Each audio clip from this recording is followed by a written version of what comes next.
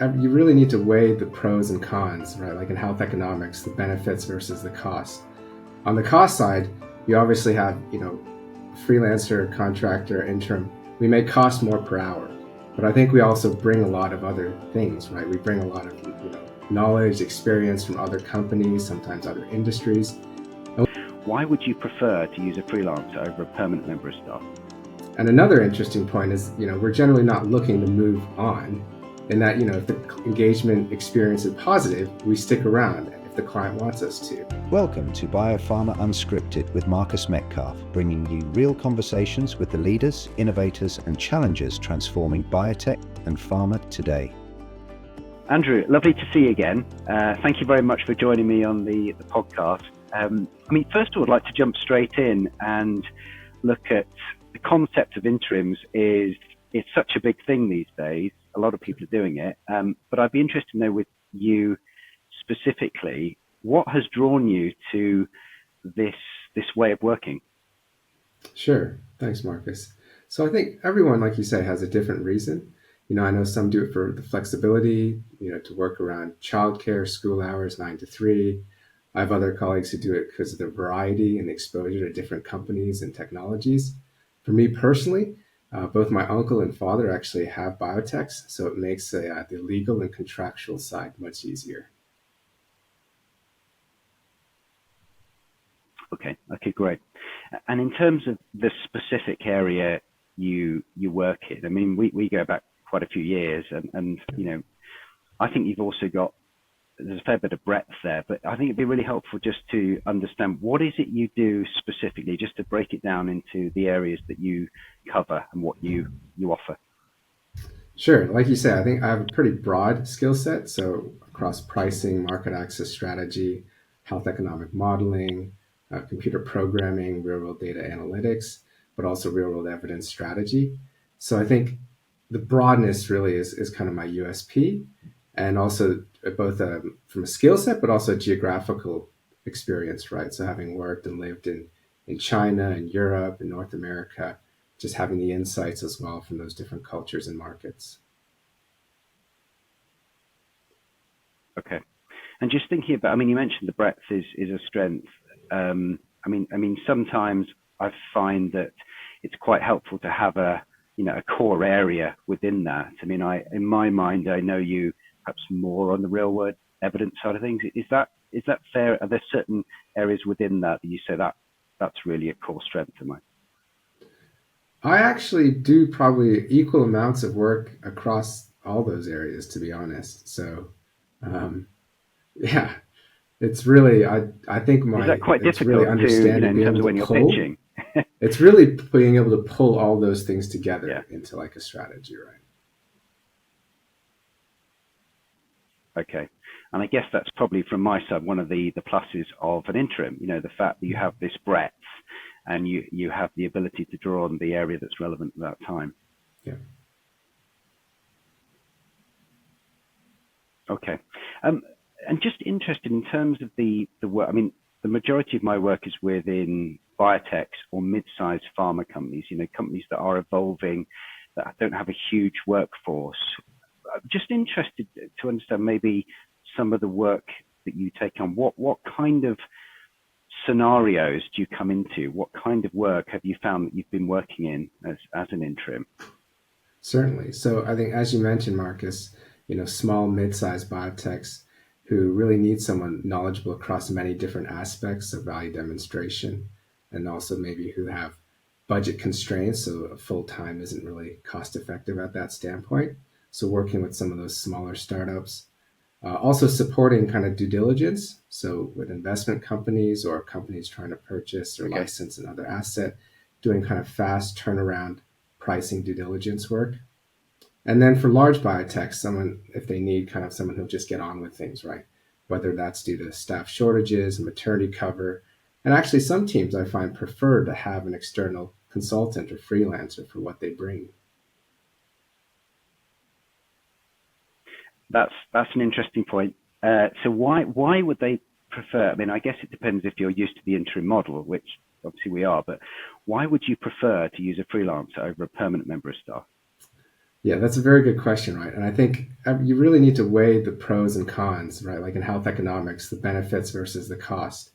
On the cost side, you obviously have, Yeah. freelancer, contractor, interim. We may cost more per hour, but I think we also bring a lot of other things, right? We bring a lot of, knowledge, experience from other companies, sometimes other industries, and we actually don't come with a lot of the time and cost associated with managing an FTE, right? Things like performance reviews, career development meetings, bonus discussions, bonus payments. Those take a lot of time and costs, which clients save with us. And another interesting point is, we're generally not looking to move on in that, if the engagement experience is positive, we stick around if the client wants us to. I have a client now where I'm actually the most senior and most tenured member of her 20 plus team. So I'm also able to provide additional Wow. historical Okay. knowledge. And that's, I mean, I guess from a client's point of view, that's potentially quite dangerous, is it not? That, the guy that's not on payroll has a lot of the history, has a lot of the information. How do you manage that? Well, I don't know why that would be a concern, right? Because as long as both sides are happy, Okay. then the contract can continue, right? So I think in Yeah. some ways I'm less risk, right? Because I'm probably less likely to go anywhere if everything works out and everyone's happy. And so from your side, in terms of this, because I know we touched on this the other day, but this client that you've been working with for quite a while, why have these people come and gone? I'm just thinking about why. I mean, for you, there's a clear benefit from the client. There's a lot of logistic stuff they just don't have to do, and you're clearly good at what you do. But in terms of you, you've stayed around with them. Why is that? I just really enjoy the client. We work very well together, and yeah, it's a good working, positive relationship, and the work is very interesting. Yeah. Okay. Okay. Good. Um, is there anything else? I mean, in terms of your skill set and working as a contractor. I mean, one of the conversations I find myself in sometimes with biotech clients that maybe aren't used to the model of working with a freelancer is, it's almost trying to demystify it. But how complicated is it? I mean, in terms of the actual, getting to a point where you're having a discussion with someone to working. I mean, because a lot of people think it's incredibly expensive, and it is, these people aren't truly invested. Do you find that you're sort of battling a mindset sometimes in terms of some of the engagements you've had? In some ways, I think probably most companies are used to either having consultants work on projects, very fixed, pieces of work that they almost outsource, and then the alternative is kind of having someone completely in the company as an FTE, right? I see myself as kind of in the middle, where I'm quite dedicated to the team, Okay. but also being able to kind of do and run things independently, right? So bringing that external knowledge while kind of being, part of the team essentially. And I think, it is perhaps Yeah. not, and a lot of clients aren't as comfortable or aware of that and what that can bring and the pros and cons. But I certainly find that once clients realize the benefits and the pros and cons, it works very well, right? Yeah. Yeah. I think that flexibility piece. I mean, that's the bit. I think particularly if you're a biotech and you're in this place where, are you building? Are you, there's some change happening usually, which is when we're coming in. Often it's not huge. I mean, sometimes it is, but often it's not clear what they need to do. So that flexibility is huge, really. But it's it's something that I've seen more and more of the last few years. More and more people are doing it, and often it's through circumstance has meant this is a way of working. It's become quite accepted. But a lot of cases, I mean, sometimes I'm finding with clients, they are perhaps not sure where to position, the interim solution. So, for example, I've got a client I'm thinking of where they did some pricing work commissioning. Now, traditionally, they may have gone to a specific pricing agency to do that. But through the course of the discussion, we actually found someone that was a pricing expert. They'd already been a senior pricing person. And so in effect, they were kind of the vendor, but a person. So there's a real breadth I've found with how people are being used. But that's something I find that I'm often maybe challenging that perception. They didn't necessarily realize they could use a person in the way that they may actually work with a vendor. You've had that. Yeah, and I think there's a sweet spot, right? I think if the piece of work is so extensive where you need, hundreds and hundreds of man hours, different people, you're doing, building loads, quite complex things, maybe hundreds of payer interviews and things, then you really need an agency, right? You're not going to be able to have a freelancer do that. But I think if it's, if you're small, medium biotech, or if you, it's a one or two products and you have very kind of, targeted needs where actually one person could do that work. And actually being kind of a freelancer, you're also then part of the team. So anything that's quite complex with internal politics or a lot of internal decision making, it can actually be beneficial to have this model, right? Yeah. And you've got that sort of independence from the politics.